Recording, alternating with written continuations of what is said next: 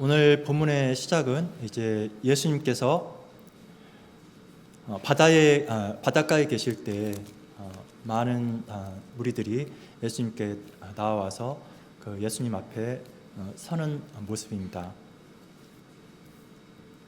예수님께서 그 많은 무리 앞에 비유를 들어서 말씀을 하십니다. 그런데 이 말씀을 듣는 무리들은 어떻게 보면 다 같이 말씀을 듣지만 이 말씀을 받는 자가 있고 또한 받지 않는 자가 있습니다. 그래서 예수님께서 오늘 비유로 들어서 말씀하시는 그러한 내용들을 천국의 비유라고 말씀을 하십니다. 오늘 마태복음 13장 34절 35절에서 예수께서 이 모든 것을 무리에게 비유로 말씀하시고 비유가 아니면 아무것도 말씀하지 아니하셨으니 35절에 이는 선지자로 말씀하신 바 내가 입을 열어 비유로 말하고 창세부터 감추인 것들을 드러내리라 함을 이루려 하심이라 라고 하면서 시편의 말씀을 인용을 해서 시편 78편의 내용을 인용해서 말씀을 하십니다. 여기서 중요한 표현이 있는데 바로 창세부터 감추인 것이라고 하는 것이죠. 창세부터 감추었다라는 것은 하나님께서 처음 세상을 창조하실 때부터 하나님께서는 이미 창조의 목적을 가지고 계셨다라 이 말씀이죠. 그 창조의 목적은 분명하게도 창세기 11장 12장을 보면은 창세기 11장에서 바벨탑 사건이 나오죠. 인간들이 하나님께서 창조 때부터 가지고 계셨던 그 창조 목적을 거스르는 것을 보게 돼요. 타락한 인간들이 창세기 11장에서 바벨탑을 쌓을 때 그들의 의도는 뭐냐면 우리가 우리의 세상을 만들자라는 것이죠. 그래서 창세기 11장에서 반복해서 나오는 표현이 바로 우리가라는 표현입니다. 인간이 인간의 세상을 만들고 인간의 뜻을 도모하고 자기들끼리 연합하여서 살아보자라는 것이죠. 그 인간의 왕국을 만들자라는 거예요.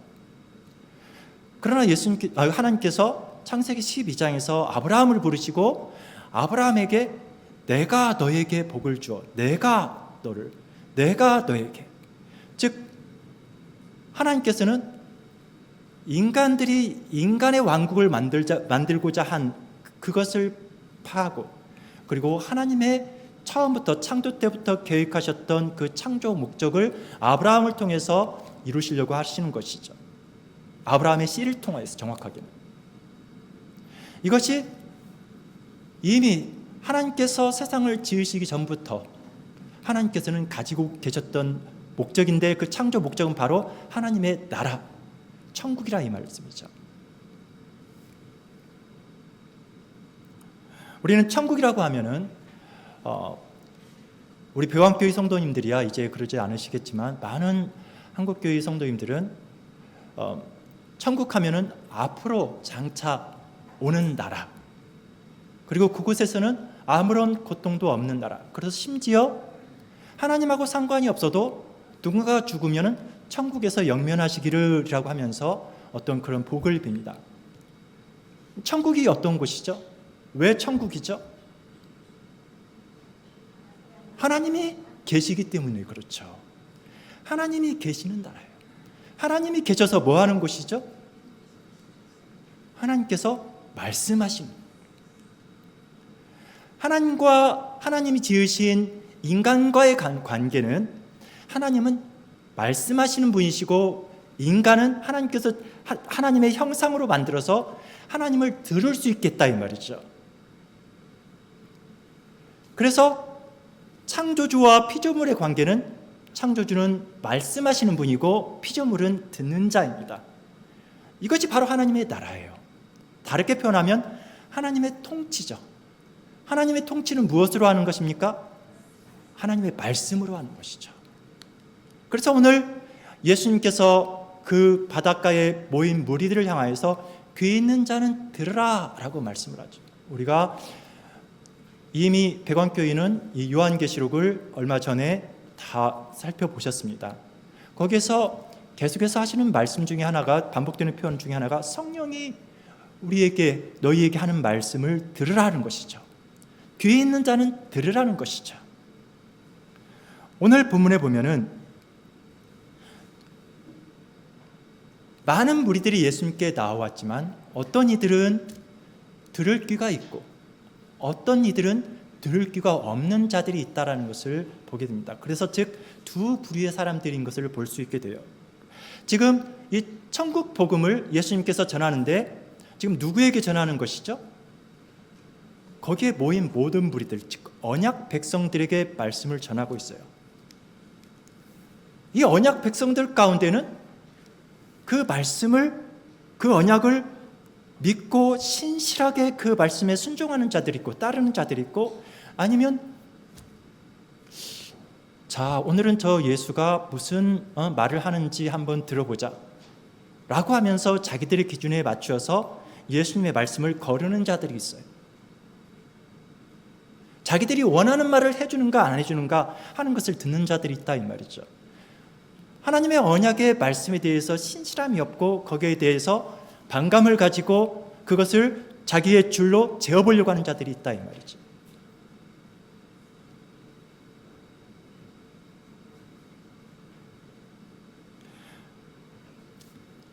이 말씀은 예수님께서 지금 이 바닷가에서 전하는 이 천국의 비밀은 어떤 이들은 이미 구약에서부터 많은 선지자들과 의인들이 지금 예수님께서 전하는 이 천국의 비밀의 이 복음을 듣고자, 이것을 알고자 그들이 간절히 바랬어도 이것을 알지 못하였다라고 말씀을 합니다. 그러면서 지금 예수님께서 이 천국의 복음, 이 천국의 비밀을 지금 전하고 있는 것이죠. 오늘 여기 앉은 우리 사랑하는 성도님들께서는 예수님께서 하시는 이 천국의 복음의 비밀을 알고 그 말씀을 붙잡으시기 바랍니다.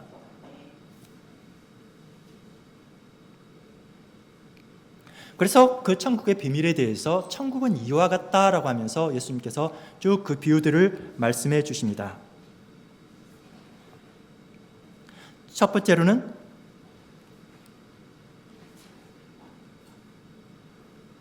씨를 뿌리는 자와 같다라고 말씀을 합니다. 씨를 뿌리는 자가 밭에 나가서 씨를 뿌리는데 어떤 씨는 어디에 뿌려졌다고요? 길가에 뿌려졌어요. 또 어떤 씨는 어디에 뿌려졌어요? 돌밭에 뿌려졌다. 또 어떤 씨들은 가시떨기 나무 아래. 그리고 또 어떤 씨들은 좋은 밭에, 그래서 30배, 100배, 60배, 30배의 열매를 거두었다 라고 비유를 듭니다. 천국은 이와 같다라고 말씀을 하는 것이죠. 그리고 또 비유를 들어서 천국은 이와 같다라고 하면서 천국은 좋은 씨를 제 밭에 뿌린 사람과 같다. 근데 그곳에 뭐가 났다라고요? 가라지가 났다 라는 비유를 들어서 또 말씀을 합니다. 그리고 또 천국은 마치 사람이 자기 밭에 갖다 심은 아주 작은 겨자씨 하나과 같다라고 또 비유를 들어서 말씀을 하십니다. 그리고 또 천국은 마치 밭에 감추인 보화와 같다, 보물과 같다라고 말씀을 합니다. 그러면서 천국은 마치 바다에 치고 각종 물고기를 모는 그물과 같다라고 말씀을 합니다. 그래서 그와 같은 또한 비유를 함께 쭉 나열하고 있죠. 천국은 이와 같다라는 것이죠. 이게 천국이다라고 하는데 과연 이게 무슨 말씀이냐 하는 것이죠.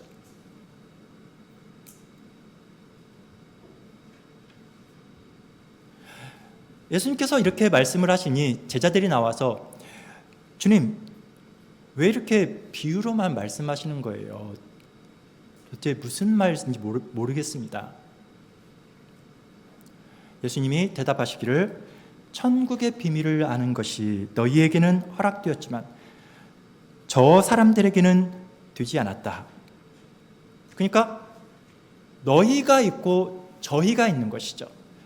너희에게는 이 비밀을 아는 것이 허락되어 있고 저희에게는 허락되어 있지 않다라는 것이죠. 이게 뭐냐면은 이게 바로 언약의 공이라는 것이죠. 언약 백성에게, 이스라엘 백성에게, 이스라엘 온 백성에게 하나님의 언약이 주어졌잖아요. 그렇죠? 그들에게 언약이 주어졌지만 어떤 이들은 그 언약에 신실한 자들이 있었고, 어떤 이들은 아니 이게 뭐냐, 도대체 우리를 왜 이 광야로 이끌어낸 것이냐, 도대체 이 광야에서 우리가 뭐 하자는 것이냐, 우리가 오히려 애굽에 있었을 때 더 낫지 않았느냐, 차라리 애굽의 법을 따라서 사는 것이 더 행복했다, 나 차라리 애굽으로 돌아가겠다 라고 하면서 여호와께서 주신 그 언약을 배반하는 자들이 있어요. 그것을 거절하는 자들이 있어요. 그것을 일부러 자꾸 밀어내는 자들이 있어요. 거절하는 것이죠. 그래서 예수님께서는 무릇 있는 자는 받아 넉넉하게 두고 무릇 없는 자는 그 있는 것조차 빼앗기리라. 있는 자는 넉넉하게 두지만 없는 자는 그것조차도 빼앗기게 된다는 것이죠. 이게 바로 하나님 나라의 경제 법칙입니다.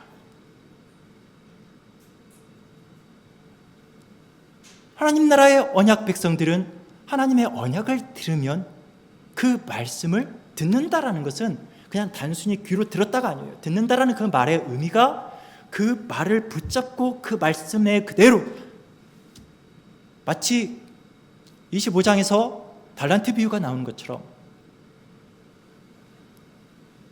한 달란트 받은 사람은 어떻게 하죠? 그걸 땅에 묻어요. 그런데 몇 달란트요? 몇 달란트죠? 10달란트죠? 100달란트, 10달란트. 제가 갑자기 헷갈려요. 10달란트 받은 사람, 그리고 5달란트 받은 사람은 즉시 가서 그 달란트를 가지고서 일을 한다 이 말이죠. 일을 한다라는 게 뭐예요? 그 언약의 말씀을 가지고서 그것을 일구어내는 것이죠. 그 말씀에 신실하게 순종해내는 것이죠. 그것을 신실하게 믿기 때문에 나오는 행동입니다. 그러나 5달란트, 그 1달란트 받은 사람은 어떻게 하죠? 이미 그 사람은 주인을 오해했어요.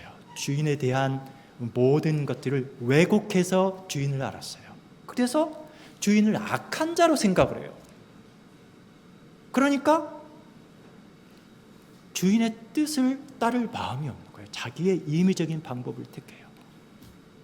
자기의 논리와 자기의 생각을 거쳐서 행동하는 것이죠.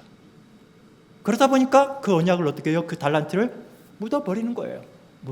이거 안 들은 게 아니에요. 들었는데 땅에 묻어버린 거예요. 그래서 그는 있는 것조차도 빼앗기는 것이죠. 있는 것조차도 빼앗기는 거예요. 그 1달란트조차도 빼앗겨버리는 거예요.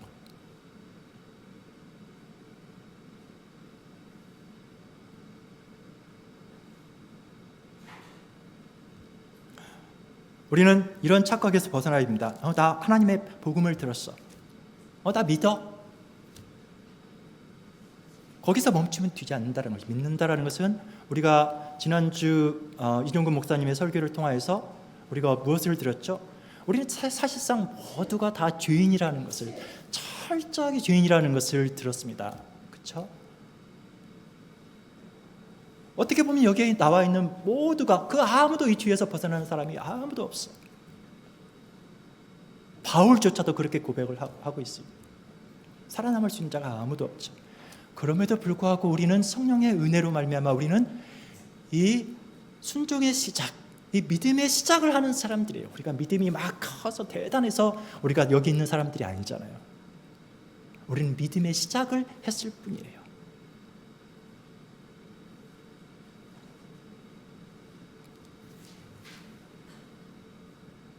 그렇다고 해서 우리가 은혜를 거부해서는 안 돼요.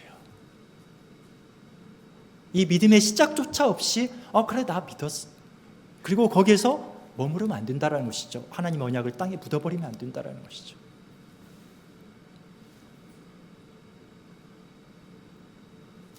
그렇게 될 때 자꾸 하나님의 언약의 말씀을 듣고서 자기의 경험과 자기가 배운 세상의 지식과 다른 사람들의 말을 통하여서 마치 이스라엘 백성들이 가나안 땅에 도착을 했는데 가나안 땅에 이르러서 그들이 하는 방법이 뭐였죠? 기웃기웃 하는 거였어요. 기웃기웃. 왜요? 자기들은 경험자들이 아니에요. 가나안 땅에서 사는 정착민들이 아니었잖아요. 자기들은 광야에 그냥 그 유랑객들이에요. 그들은 그냥 43년 동안 40여 년 동안 그들은 그 광야에서 살았다 이 말이죠. 그들이 농사를 짓는 법을 알 수가 없죠.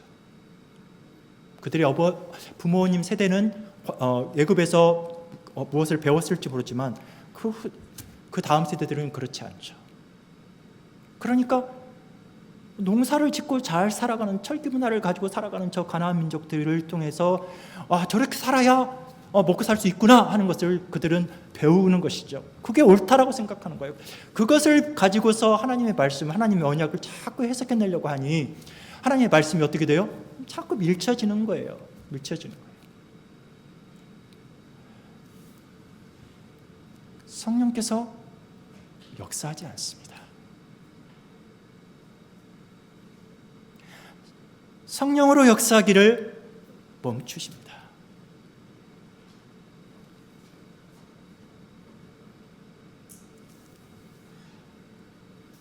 그래서 하나님께서 주신 이 언약은 하나님께서 언약을 체결하실 때는 하나님께서 하시는 것이죠. 하나님의 전적인 은혜로 말미암아서 하나님께서 항상 찾아오셔요.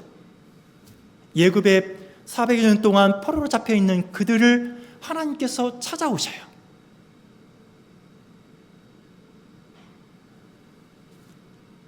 갈대아 우르에서 우상의 나라에 사로잡혀 있는 아브라함에게 하나님께서 찾아가셔서 그를 불러내셔요. 그래서 하나님께서 그를 불러내시고 그 언약을 체결하신 것이죠. 그게 항상 하나님이에요. 그래서 언약을 체결할 때에 있어서는 우리가 뭐 잘나서 아니요. 아무도 단지 오로지 하나님의 절대적인 은혜로 하나님께서 우리에게 찾아오셔요. 가장 못난 우리에게, 가장 볼품없는 우리에게. 그래서 그렇게 하나님께서 언약을 체결하시고 우리에게 언약을 주시고 그 언약을 따르기를 바라시는 것이죠. 그래서 하나님께서는 하나님의 은혜로 언약을 주시고 그 언약을 지키시는 데 있어서는 함께 이 언약을 지키기를 바라요. 그래서 언약을 지키는 데 있어서는 이 언약의 요구에 대해서는 서로 쌍방의 관계, 서로 해야 돼요. 이 언약을 받았으면 이 언약에 신실해야 된다 이 말이죠. 달란트를 받았으면 이 달란트를 가지고 나아가야 돼요. 그 자리에 서 있는 한 달란트 받은 사람이 되면 안 돼요. 그래서 하나님께서 주신 그 은혜를 거부하는 그가 바로 악한 자예요. 그가 바로 완악한 자예요.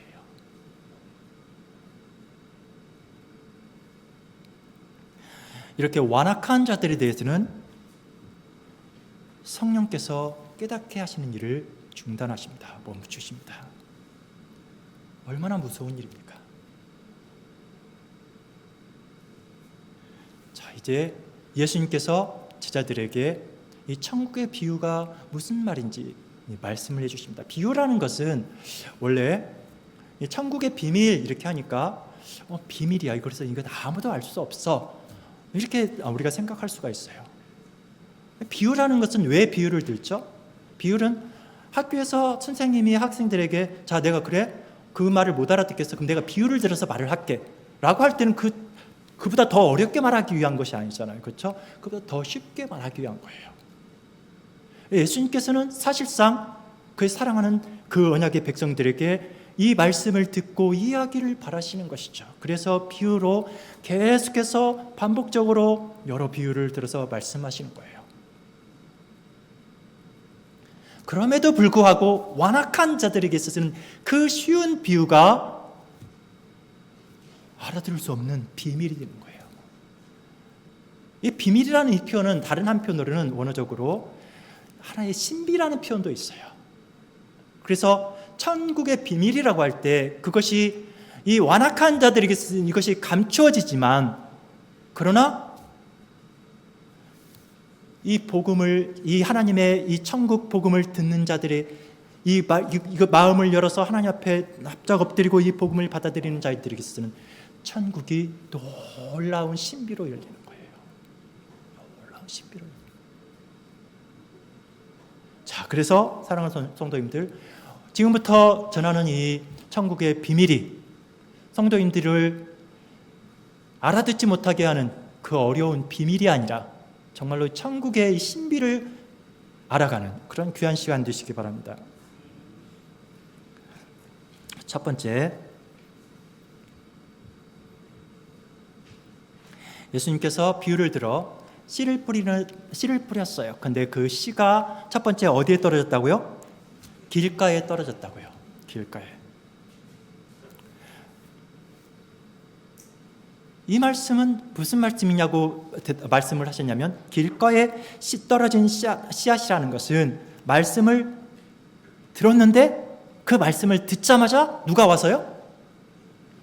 사탄이 와서 그 말씀을 가져가 버린다는 것이죠.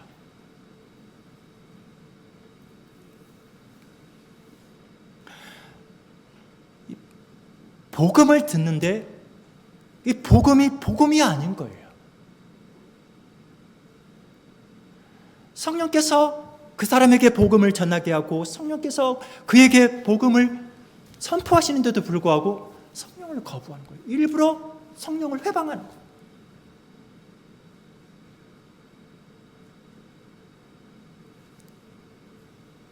그래서 회개하려고 하는 마음이 없어요.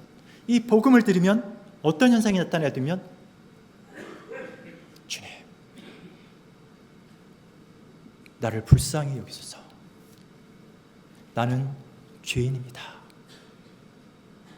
복음을 들으면 이 현상이 나타나야 돼요. 그리고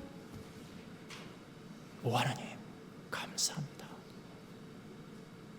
상한 마음이 내 온 몸과 내 온 삶을 완전히 뒤엎어버리고 나를 휘 감아두는 것이죠. 그리고 거기에서 나를 해방시키시는 그 예수 그리스도의 그 은혜를 내가 듣고서 감사의 기쁨으로, 감사로 내가 하나님을 칭송하게 되는 것이죠. 근데 그런 마음이 없어요.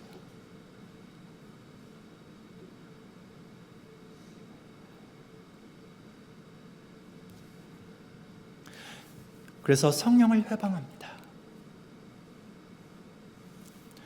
두 번째로 돌밭에 씨가 뿌려졌다라고 할 때, 이것은 돌밭이라고 했지만 사실상 밭이에요. 근데 그 밑이 완전히 그냥 돌로 이렇게 돼 있다 이 말이죠. 그러니까 이것이 말씀이 던져졌지만, 씨가 뿌려졌지만 이 뿌리를 내릴 수가 있어요, 없어요?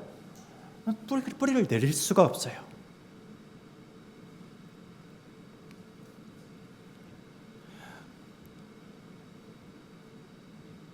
그러니까 그 이유는 이미 이 말씀도 내가 받았지만 그 속에는 또 다른 종교가 내 속에 있는 것이죠. 모든 인간은 다 종교가 있어요. 나는 무신론자야 할지라도 그도 종교가 있는 거예요. 무신론 그 자체가 종교예요. 어떤 분이 굉장히 지적인 분이 있어요. 그리고 자기는 지성인이라고 자부해요. 그러면서 자기는 철학적으로 자기는 이렇게 생각을 해요. 철학자들은 이렇게 생각한대요. 철학자들은 신이 있다, 없다 이것을 말할 수 없다. 신이 있다라는 것도 모르는 것이고 신이 없다라는 것도 모르는 것이다. 그렇게 말하는 사람이 있어요. 그래서 자기는 신을 믿지도 않고 부인하지도 않는다라고 말을 해요. 말이 되는 것 같죠. 근데 자기 자녀 일에 있어서는 자기 자녀가 이제 뭐 기말고사 이런 시험이 있어요. 중요한 시험이 있으면 문턱을 밟지 않는데요. 미역국도 먹지 않는데요. 계란을 먹지도 않는데요. 왜죠? 부정 탈까봐. 시험 떨어질까봐. 시험 점수 잘 안 나올까봐. 모든 사람은 다 종교가 있습니다. 심지어 언약 백성들 가운데서도 하나님의 복음을 들으면서도 또 다른 종교를 갖고 있는 사람들이 있어요. 그게 뭐죠? 탐심이라고 그랬죠. 탐심. 탐심은 곧 우상 숭배라고 말씀드렸죠. 그러기 때문에 이 언약의 복음을 들었는데도 불구하고 그 뿌리를 내리지 못해요. 뿌리를 내리지 못해요. 다른 종교를 내 속에 가지고 있기 때문에. 그래서 세상을 살아가면서 하나님은 그냥 좋으신 분이야. 하나님은 좋으신 분이야. 항상 좋으신 분이고, 근데 세상은 현실은 다르다 이거죠. 현실은 내가 이렇게 하면 이것이 없으면 두려운 거예요. 그래서 하나님보다 세상을 더 두려워하기 때문에 뿌리를 내릴 수 있어요, 없어요? 뿌리를 내리지 못하는 거예요.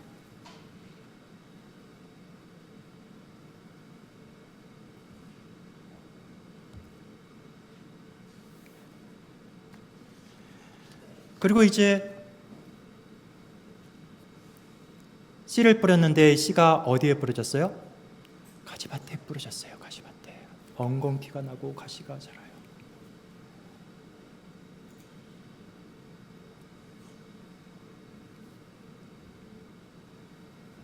여기는 땅이 문제인가요? 토질이 문제인가요? 아니죠. 여기에 뭐가 났다라는 거예요?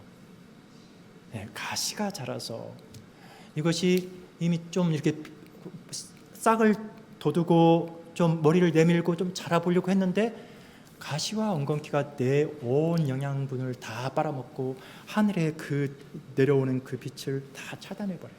그래서 말라 비틀어져서 죽게 돼요. 예수님께서는 이거에 대해서 뭐라고 말씀하십니까? 이는 뭐라고 하죠?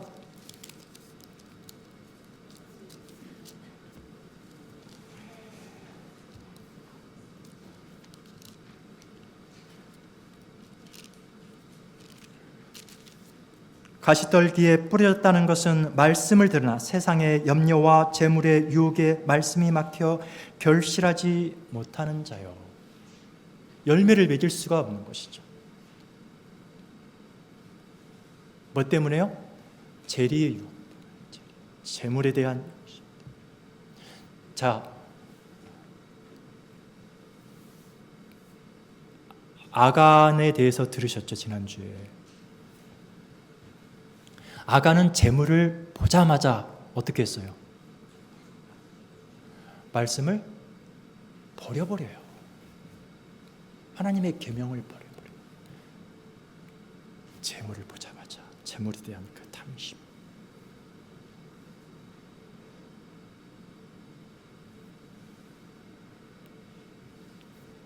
우리는 사람들이 살아가면서 원하는 것이 있어요. 그냥 많은 거 원하잖아요. 그냥 좀 노후에 이런 정도로 막 초과삼간 정도는 아닐지라 하더라도 좀 어느 정도 안정되게 내가 내 노후를 맞이하고 그리고 내 생을 마감했으면 좋겠다. 그래서 이것도 하고 저것도 하고 적어도 이 정도는 있어야 되지 않는가라고 생각을 하는 것이죠. 그래서 자꾸 세상에 대한 집착과 재물에 대한 집착.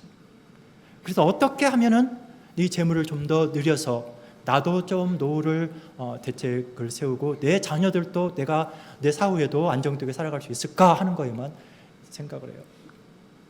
학원에 보내고 좋은 대학 보내고 이런 이유들이 뭐지? 다 거기에 집착하는 거예요. 그것이 자기들에게 쓰는 천국인 거예요. 이 유교적인 개념이죠.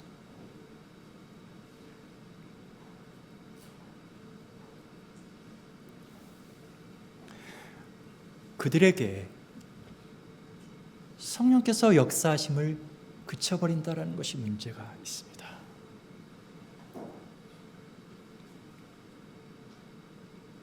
재물에 대한 욕심은 결코 하나님 나라 백성이 소유할 것이 아니라 이 말이죠. 언약 백성은 오로지 하나님의 말씀에 대한 신실함으로 살아가는 것이죠.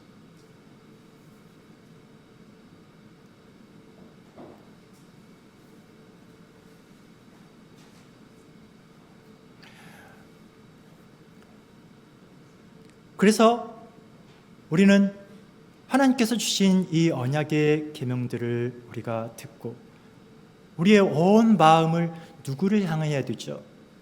오로지 우리를 창조하신 창조주 하나님을 향하여 우리가 우리의 마음을 드리는 것이죠. 이것이 언약 백성이죠. 즉 하나님의 나라라는 것은, 하나님의 나라는 하나님께서 말씀을 하시면 하나님의 백성들이 그 말씀을 듣고 그 말씀 앞에 나를 온전히 전부를 내어놓는 거예요. 전부를 온전히 내어 맡기는 거예요. 이게 하나님의 나라예요. 하나님. 이따가 오후에도 말씀을 드리겠지만 우리는 천국 하면은 고통이 없고 슬픔도 없고 그리고 먹고 사는 것 때문에 걱정도 없는 그런 세상, 그게 천국이라고 생각을 해요. 거기에는 누가 없어요? 하나님이 없어요. 하나님이 있으면 돼요, 안 돼요? 없어요. 없어야 돼요. 왜죠? 불편해요. 하나님은. 하나님이 계셔가지고 천국에서조차도 나한테 이래라 저래라 하시는 것이 싫은 거죠. 그러면서도 천국은 가고 싶다라고 그래요. 근데 천국이라는 것은 뭐죠? 하나님의 나라라는 말이에요. 다른 표현으로 여호와의 나라예요. 불교에서 말하는 천국과 달라요. 성경에서 말하는 천국. 여호와의 나라예요. 여호와의 나라라는 것은 여호와께서 계셔서 여호와께서 말씀하시는 곳이라는 말이에요. 근데 우리는 귀찮아요. 그게 하나님의 통치가 귀찮아요. 그걸 어떻게 확인할 수 있죠? 지금 우리가 그러잖아요. 지금 여호와의 말씀이, 여호와의 계명이 뭐 이러고 저러고 좀 다 귀찮고 그냥 죽어서 아무런 이제 더 이상 누구에게서도 제한받지 않고 제약받지 않고 그냥 좀 자유로웠으면 좋겠어. 그냥 그런 곳이기를 바라는 거예요. 근데 그곳은 뭐라고 하냐면 그곳이 지옥이라고 말하는 거예요. 여호와께서 계셔서 말씀하지 않는 그곳은 바로 지옥입니다.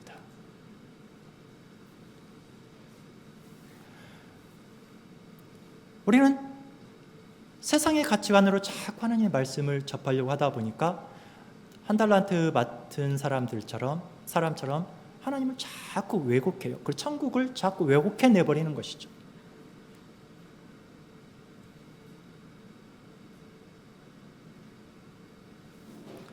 사랑하는 성도님들, 우리의 마음을 우리는 무엇으로 채우고 있습니까? 지금 나의 마음은 무엇으로 채워져 있습니까? 세상에 대한 두려움입니까? 아니면 내 자녀의 직장 문제입니까?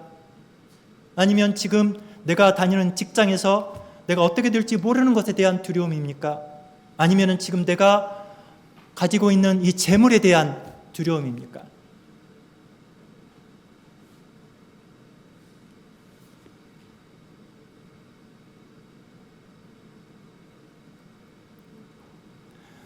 성경은 분명하게 돈을 사랑하는 것이, 돈은 사실상 세상에 대한 어떤 대표적인 표현이죠.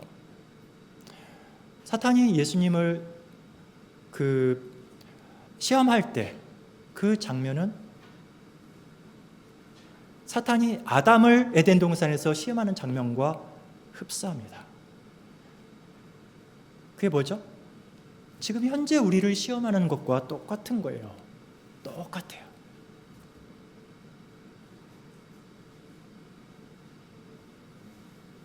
육체의 정욕과 안목의 정욕과 이생에 대한 자랑, 이 모든 것이 우리의 삶을 지배하고 있지 않습니까? 사탄은 에덴 동산에서의 시험이나 광야에서 시험이나 지금 현재 우리의 삶에서 시험을 동일하게 하고 있는 것입니다. 우리의 마음을 무엇으로 채우느냐, 이것은 굉장히 중요한 문제입니다.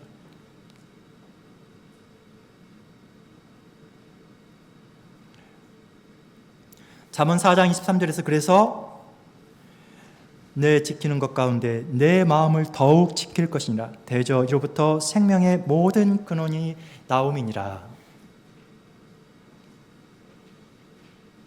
우리는 항상 이것을 놓고 기도해야 돼요. 주님의 마음을 내 마음에 채워주시옵소서. 주님의 마음으로 내 마음을 채워주시옵소서.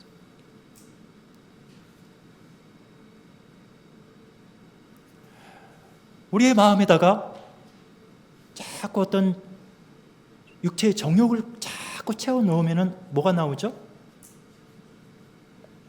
육체 정욕이 쏟아져 나오는 것이죠. 우리가 보는 것들이, 우리가 읽는 것들이, 우리가 듣는 것들이 그러한 것이라면 그게 나오는 거예요. 심지어 강아지나 고양이도 자는 것을 보면은 막 꿈을 꿔요. 꿈을 꾸는 것을 보게 돼요. 막 거기서 막 이렇게 소리를 내는 거예요. 영혼은 없죠. 그럼에도 불구하고 동물도 왜 그런 꿈을 꿀까요? 자기가 깨어있을 때 경험한 거예요. 자기가 깨어있을 때 경험한 것을 가지고서 그것이 다시 뇌에서 자꾸 나오는 것이죠. 마찬가지예요. 우리의 마음을 무엇으로 자꾸 생각하고 우리의 마음에다가 자꾸 무엇을 채워 넣느냐에 따라서 우리의 삶이 나오는 거예요. 그 열매가 쏟아져 나오는 것이죠.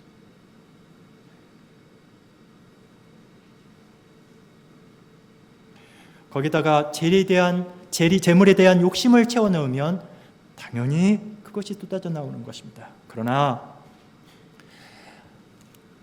복 있는 사람은 항상 어떻게 하죠?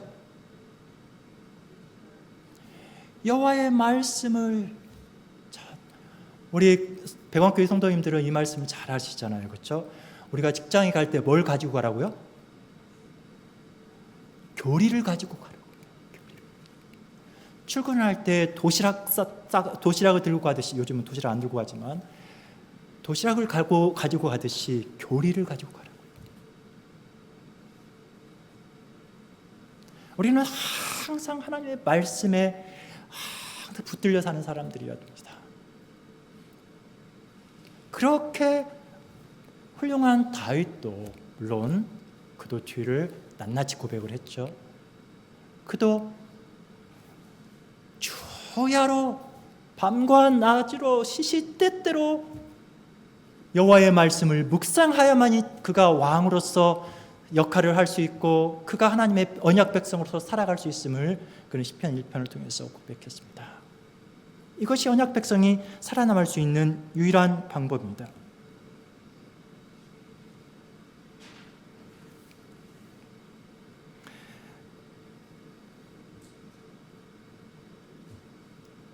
그래서 이 언약 복음을 듣는 사람은 이 복음을 항상 가지고 다니고 있기 때문에 어떤 문제가 부닥쳐요. 그러면 그 문제 앞에서 우리는 어떻게 할까요? 내 육신의, 내 안목의, 내 이생의 판단을 가지고 삽니까? 전 그렇게 하기도 해요. 근데 바로 또 하나님의 말씀이 나를 치셔요. 그 말씀이 나를 회복시켜요. 다시 또 이 믿음의 시작을 하게끔 만들어요.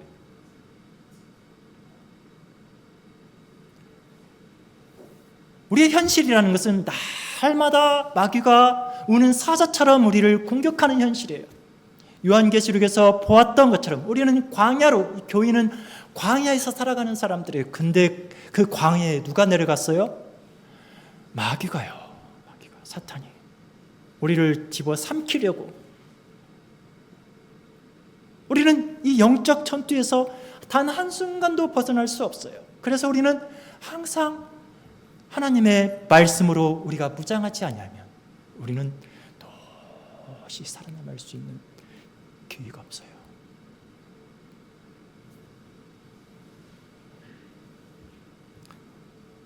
또한 천국은 마치 자기 밭에 갖다 심은 겨자씨 한 알과 같다라고 말씀을 했습니다.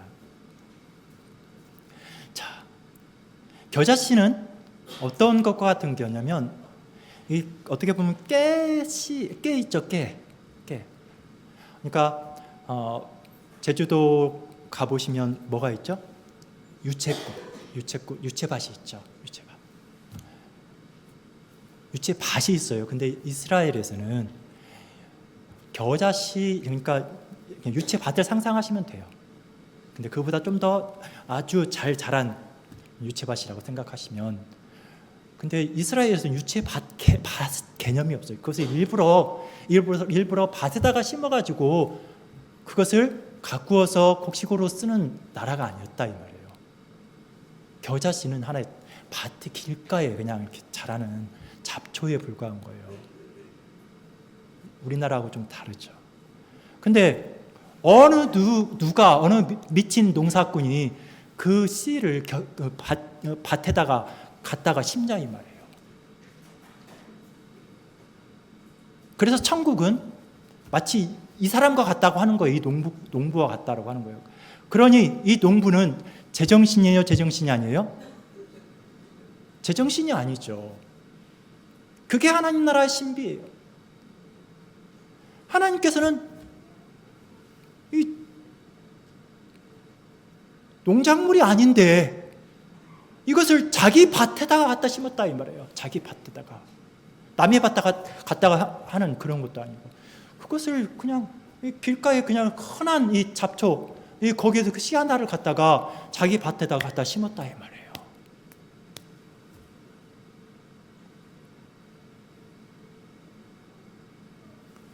그리고서 그냥 심고 그냥 내버려둬요? 아니요, 이것을 잘 가꾼다 이 말이죠. 여기다 영양분을 주고 이것이 잘 자라도록. 그러더니 이 겨자씨가 잘 자라서 결국에는 뭐가 다른 나물들보다 더 훨씬 크게 자라. 나무가 아니라 나물이에요. 나물보다 더 커서 거기에 누가 날아와요? 새들이 날아와서 깃을 든다 이 말이죠. 이게 바로 하나님 나라예요. 그래서 하나님 나라의 주인은 어떻게 보면 세상이 이야기에는 미치광이 같고 정신 나간 사람 같아요. 왜죠? 죄인 중에 괴수들을 데려다가 하나님 나라에 심었기 때문인 것이죠. 잘 나가고 멋진 사람들을 데려다가 한 것이 아니라 죄인 중에 괴수들을 데려다가 하나님 나라에 심었기 때문에 그분은 참으로 이상한 분이에요. 그래서 하나님 나라는 신비예요. 근데 이 말씀을 듣는 자들이, 어떤 이들은 이 말씀을 그렇구나, 이게 정말로 하나님이시구나, 얼마나 은혜롭고 놀라우신가 하면서 하나님을 칭송하는 자들이 있고, 뭐야 하는 자들이 있다 이 말이죠. 자, 예수님께서 십자가에 달리실 때 예수님 주변에 모인 모든 사람들이 다 예수님 향해서 뭐라고 했을까요?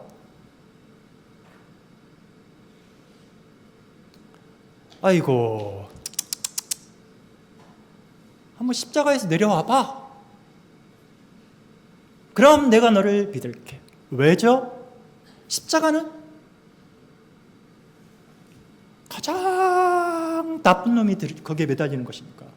그 나쁜 놈 중에서 최악의 나쁜 놈이고, 그곳은 어떤 곳이에요? 감당할 수 없는 조롱을 받아야 되는 곳이에요.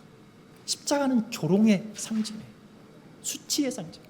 유대인들에게 있어서 목숨보다도 귀한 것이 있어요. 그것이 뭔지 아세요? 명예예요, 명예.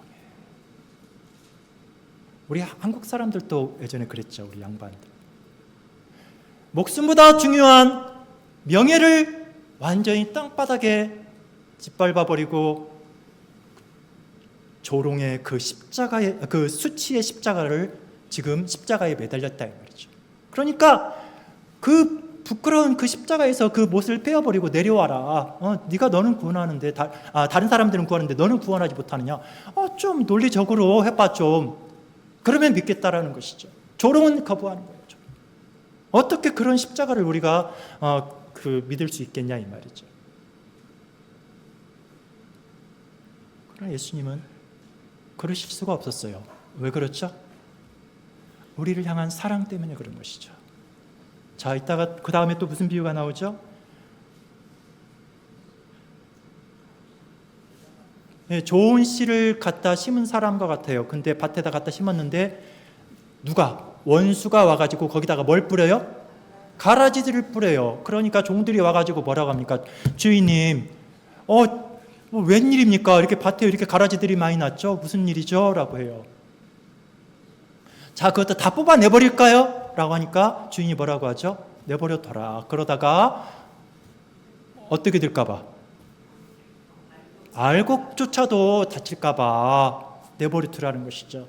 자, 농사를 다 보셨죠? 여기. 그쵸? 농사를 지어보면 가장 듣기 싫은 소리가 어떤 소리일까요? 아이고, 이게 도대체 밭에 도대체 이게 이렇게 많은 풀이 났어. 이게 일 안 해?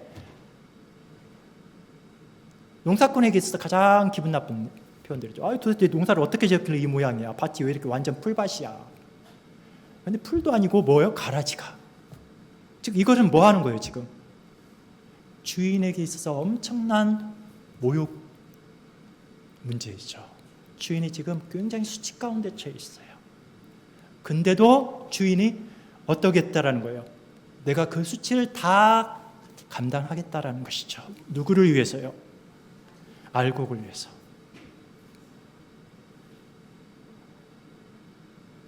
지금 우리가 이 땅에서 살아가고 있어요. 우리가 지금 이 광야의 길을 가는데 아까 이미 지난주 설교를 통해서 이종근 목사님의 설교는 여기에 앉아있는 모두를 다 아주 악한 주인들로 취급해버렸어요.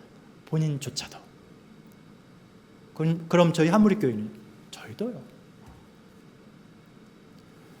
이렇게 죄인들인 우리들을 하나님께서 여전히 광야에 두셔요. 우리를 향하여서 조롱하는 사람들이 수도 없어요. 비웃어요. 우리가 전하는 복음을 거부해요. 세상이 오히려 훨씬 더 좋아 보여요. 그럼에도 불구하고 하나님께서는 우리를 빨리 데려가시지 않으셔요. 우리 주님께서 급하게 오시잖아요. 속히 오리라고 약속하셨는데도 우리가 보기에는 더뎌 보여요. 그 기간은 무슨 기간이라고요? 하나님께서, 이 하나님 나라의 주인이신 아버지께서 이 모든 수치를 감내하시는 기간이에요. 누구를 위해서요? 우리가 양육받도록 하기 위해서. 이렇게 지금 하나님의 복음을, 이 천국의 이 놀라운 신비를 거기에 모인 모든 사람들에게 예수님께서 지금 선포하고 있습니다. 그러나 어떤 이들은 이것을 듣는 자들이 있어요. 그래서 그 말씀을 가지고서 찔리고 그 말씀을 깨닫는 자들이 있어요. 그래서 그 말씀을 가지고 내가 어찌 알고 하나님 앞에 엎드리는 자들이 있어요. 그래서 그 하나님의 놀라운 그 신비의 은혜를 찬양하는 자들이 있어요. 그러나 또 다른 이들은 그것을 차고 거부해요. 밀어내요.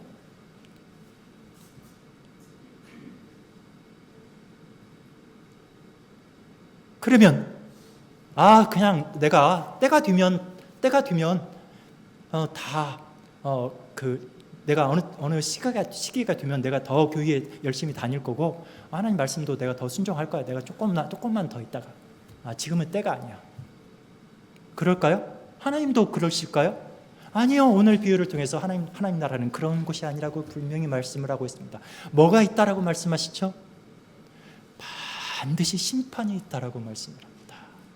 반드시 심판이 있다. 그래서 귀 있는 자는 들어야 돼요. 천국은 마치 좋은 진주를 구하는 장사와 같다라고 말씀을 합니다. 그리고 또한 천국은 마치 밭에 감추인 보화와 같다라고 말씀을 합니다.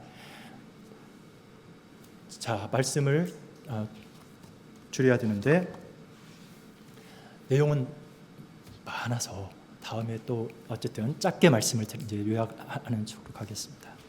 자, 밭에 보화가 감춰져 있어요. 그렇다면 이 밭에 이제 내 밭이 아닌 것이죠.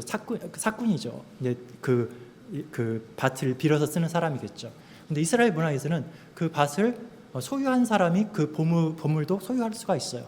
그러니까 그 밭을 소유하면 우리 한국은 그렇지 않잖아요. 그럴지라도 그럼 원주인에게 돌려주게 돼 있지만, 그럼 이제 우리하고 좀 지금의 우리의 법과는 좀 다른 개념이죠. 그래서 자, 보물을 발견했어요. 그러면은 그 보물을 얻기 위해서 어떻게 해야 되죠? 내 밭을 사야 되죠. 그렇다면 어떻게 해야 돼요? 내가 가지고 있는, 내가 이것을 사기에 부족하다면 내가 가진 모든 것을 다 팔아서라도 사야 되는 거 아니에요? 그렇죠? 무슨 말씀입니까? 내가 가지고 있는 그 모든 사고와 이성의 모든 논리적인 것들, 내가 배운 모든 학식들, 이 모든 것들을 내 마음에서 밀어내버려야 되죠. 하나님 나라의 복음이 나에게 임하였으면 그 복음을 내 마음 중심에 모시고 그 말씀 가운데 내가 거해야 되죠. 그게 천국 복음을 들은 사람입니다. 이 사람이 바로 천국 복음을 듣고 그것을 깨달은 자이죠. 이가 바로 참 언약 백성입니다. 천국은 또 마치 바다에 치고 각종 물고기를 모는 그물과 같다고 합니다. 거기에는 물고기로, 자, 그물을 던지면 물고기, 각종의 물고기들이 올라오겠죠? 근데 모든 물고기를 어부들이 다 가져가는 건 아니라 이 말이에요. 어떤 것은 버린다 이 말이죠. 어떤 것들은 거두어 드리고. 그와 같이 마지막 주님께서 오시는 그때에는, 물론 이 땅에서도 이미 하나님 심판이 임하였어요. 그러나 명확하게 예수님께서 오시는 그때 모두에게 심판이 있습니다. 알곡은 창고에 걷어들이고 가라지는 모아다가 불에 태워버리는 거예요. 반드시 심판이 있다라고 예수님께서 말씀하셨습니다. 그래서 세상 끝에도 이러하리라. 천사들이 와서 의인 중에서 악인을 갈라내어 풀무불에 던져 넣으리니. 꺼지지 않는 그 유황불이죠. 소돔과 고모라에 떨어졌던 그 유황불이죠. 다니엘서에서 다니엘의 세 친구가 던져졌던 그 유황불이죠. 거기서 살아남을 수 있는 것은 누구예요? 바로 그 옆에 누가 있어야 돼요? 바로 예수님께서 함께 하실 때만이, 예수 그리스도께서 그 옆에 계실 때만이 살아남을 수 있는 거예요. 그를 놓으면 안 돼요. 그의 언약을 포기하면 안 돼요. 밀어내면 안 돼요. 우리의 목숨을 다해서, 우리의 모든 정성을 다해서. 아십니까? 하나님께서 우리의 몸과 마음과 뜻과 정성을 다해 우리를 사랑하라고 하시잖아요. 우리가 하나님을 사랑하라고 하시잖아요. 근데 그렇게 해서 우리를 사랑하셨어요. 하나님께서. 그 사랑으로 우리가 하나님을 사랑하고 이웃을 사랑하라는 것이지, 하나님 우리를 그렇게 사랑하지 않고 우리에게 사랑을 요구하시는 거 아니에요.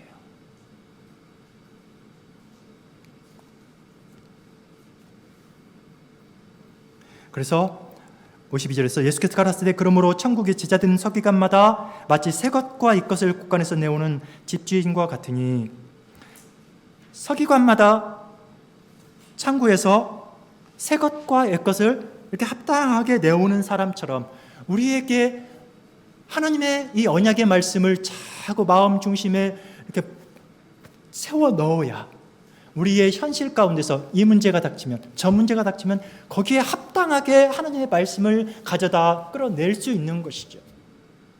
이게 영적 전투. 우리가 영적으로 이 하나님의 말씀으로 무장되지 않으면 우리가 어떻게 전쟁에 나가서 합당한 무기를 꺼내가지고 싸울 수 있겠냐 이 말이에요. 우리는 성령의 검을 가지고 싸우라고 그랬어요. 그렇죠? 성령의 검을 받으러 가면은 막 이렇게 사탄아 물러가라, 뭐 십자가를 딱 들고 사탄아 물러가라 그러면 사탄이 물러가나요? 아니에요. 성령은 뭘로 역사하죠? 말씀으로 역사해요. 성경은 성령께서 감동으로 쓰여진 하나님의 말씀이에요. 성령께서 저자예요. 그렇기 때문에 이 말씀을 주야로 묵상하고 이 말씀을 내가 항상 내 마음 중심에 가지고 있어야만이 우리의 모든 현실을 가름할 수가 있다고요.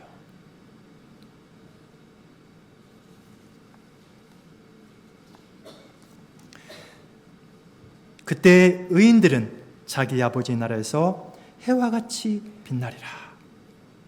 귀 있는 자는 들으라. 하나님께서는 우리를 너무나 사랑하셔요. 우리를 너무나 사랑하셔서 성삼위 하나님께서 영원 전부터 시간의 그 존재 밖에서부터 함께 하셨던 것처럼, 그 사랑의 교제 가운데 있었던 것처럼 우리를 그 교제 가운데 우리를 초청하셔서 그 성부와 성자와 성령 가운데 있는 그 영광으로 우리를 덮어주시기를 바라셔요. 그래서 우리를 해와 같이 빛나게 해주시기를 바라요. 그 자리에 가시기 원하십니까? 믿음으로 받으십시오. 이 말씀을 꼭 부여잡으십시오.